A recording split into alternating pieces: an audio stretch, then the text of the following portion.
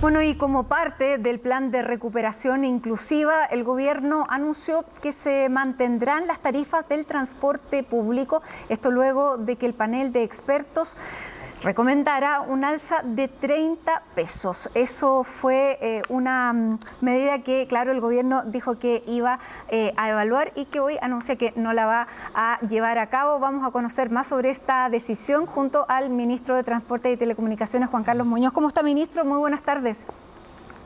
Buenas noches.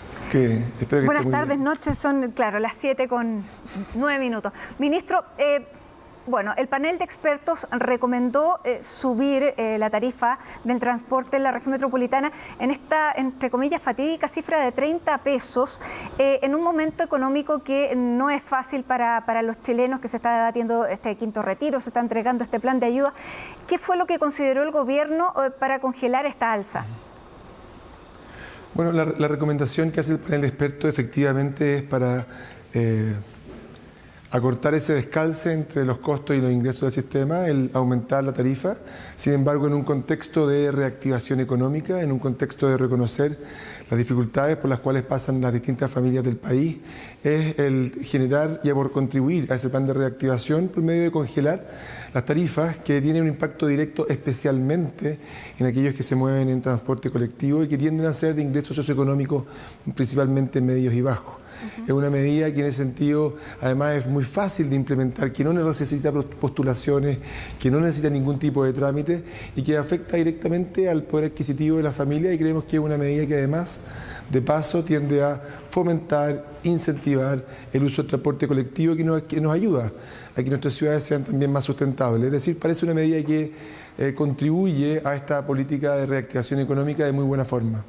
Claro, y se dice que es un subsidio directo, sin embargo, a la gente, como no le subió el precio, considera que todo sigue igual y las demandas no bajan, ¿no?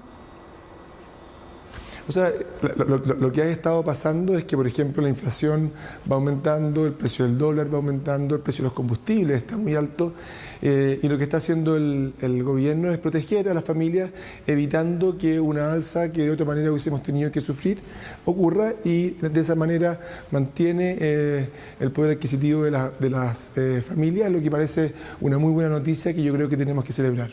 Exactamente. Ahora esto en algún momento, ministro, se va a tener que pagar, tal vez después no van a ser 30 pesos, sino que más, y lo que reclaman siempre las regiones, que un gasto que se haga en el transporte público en la región metropolitana tiene que ser espejado, digamos, tiene que replicarse, lo mismo para regiones. ¿Qué se va a hacer en ese sentido? Bueno, efectivamente esto es un compromiso de congelamiento de tarifas que es solamente por el 2022. Es importante que los usuarios, le quiero pedir dos cosas. Por un lado, que entiendan que esto es algo que es solamente por este año y que más adelante vamos a tener que ir cerrando esa brecha, siendo responsables y acercando los costos del sistema, ¿verdad?, a los ingresos del sistema.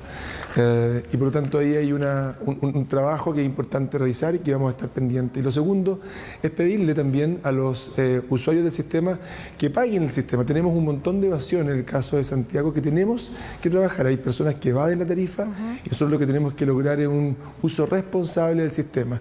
Respecto de regiones, el anuncio viene acompañado también de que en aquellas ciudades en las cuales contamos con un transporte regulado, en las cuales podemos influir en la tarifa que cobran los operadores, también vamos a solicitar e implementar un congelamiento de tarifa.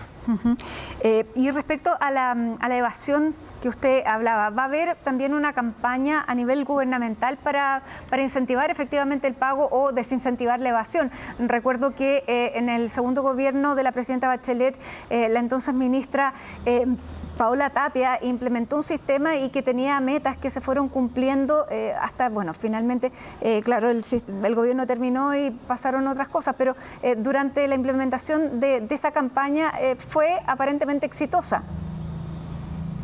El control de la evasión es una tarea que tenemos que impulsar de la misma manera como se hizo fuertemente en el segundo periodo de la presidenta Bachelet. Efectivamente, hoy día la misma Paola Tapia, que era ministra en ese momento, es la directora del sistema de transporte público metropolitano, y efectivamente tenemos que acentuar las medidas para impulsar que la gente pague su tarifa de transporte público como corresponde, y que la gente también entienda que como gobierno estamos haciendo un esfuerzo de congelar la tarifa, es decir, evitando alzas, y le pedimos a las personas que por lo tanto hagan su parte de pagar la tarifa del transporte público, que nos ayuda a mantener la estabilidad del sistema. Ahora, ministro, en este año que tenemos estas dificultades económicas como país, no solamente como país, a nivel mundial, incluso a nivel mundial se está planteando que efectivamente la salida de los combustibles fósiles no va a ser lo posible o lo rápido que se hubiera pensado. Con estas, digamos, decisiones, ¿la electromovilidad se posterga en Chile? Por el contrario, nosotros acabamos de adjudicar una licitación de renovación de 1/3 más o menos de las unidades de transporte público en el caso de Santiago, y eso va a permitir traer 1000 buses eléctricos a la ciudad, que se suman a los 700 que ya existen. Y aquí es importante poner en contexto que la ciudad de Santiago es la ciudad fuera de China que tiene más buses eléctricos en el mundo. Es decir, el esfuerzo que estamos haciendo por renovar la flota en esta ciudad y al mismo tiempo llevarla a un muy buen estándar, a un estándar eléctrico de poca contaminación, de muy buena comodidad, es un esfuerzo importante. Y ese esfuerzo, y es parte de lo que queremos hacer, es también llevarlo a las ciudades de regiones. Y muy pronto vamos a estar anunciando también que en algunas ciudades vamos a empezar a ver, espero que más pronto que tarde, buses eléctricos también, de modo que los usuarios de transporte público de regiones vean que esa brecha amplia a veces de calidad de servicio entre Santiago y regiones se empieza a cerrar. Claro, pero yo le pregunto más bien para el transporte privado, las personas que manejan autos, que están viendo que se mantiene el precio de los combustibles subsidiado, por lo tanto no tienen ese gran estímulo para hacer el recambio a un auto eléctrico que todavía es carísimo. Así es, los autos eléctricos son más caros que los autos a combustible, ¿verdad? Y por lo tanto lo razonable en esos casos es hacer el esfuerzo primero en aquellos vehículos que circulan muchos kilómetros al año.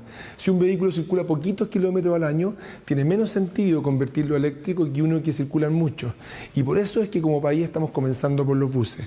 Yo creo que a continuación, una vez que tengamos, y esa es parte del compromiso, la flota de buses, que es la que donde más vale la pena como una flota eléctrica, creo que en paralelo también tenemos que empezar a pensar cómo convertimos aquellos otros tipos de vehículos que también son aquellos que circulan muchos kilómetros al año, como por ejemplo son los taxis o los taxis colectivos. Podríamos tal vez, ese podría ser un buen segundo hito para esta renovación.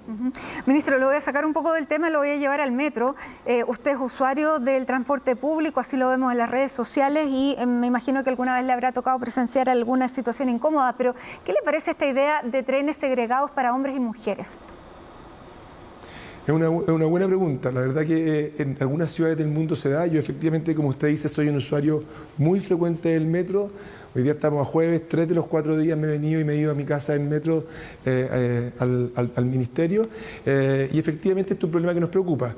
El acoso no es razonable ni en el metro ni en ninguna otra parte, y tenemos que buscar cuáles son las medidas que permitan prevenir, alertar, educar. Respecto de las medidas en particular de los carros solamente para mujeres, es algo que yo creo que merece un análisis muy cuidadoso, porque al menos la evidencia que a mí me ha tocado revisar habla de que no necesariamente se alcanzan los objetivos, porque claro, las personas por un lado no se educa nada y se segrega a las personas, y por otro lado las mujeres que terminan ingresando a los carros que no son solo de mujeres pueden terminar dando una señal malentendida de que en realidad les importa poco el acoso, cuando en realidad es un problema que nos importa a todos, que tenemos que combatirlo en todos los frentes, y en las cuales más bien las señales que tenemos que hacer es de educar para poder, dentro de una sociedad que está integrada y que sabemos convivir juntos, podemos evitar que estas cosas pasen.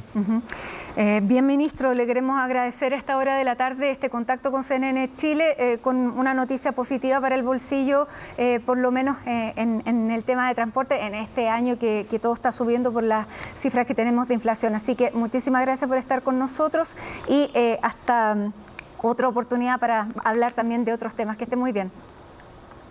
más temprano que tarde. Telecomunicaciones se nos queda en el bolsillo. Para la próxima vez. Que esté muy bien. Telecomunicación Chao. y los trenes. Bien, ministro. Muchas Muy gracias. bien. Tenemos tema para rato. Chao. Así es.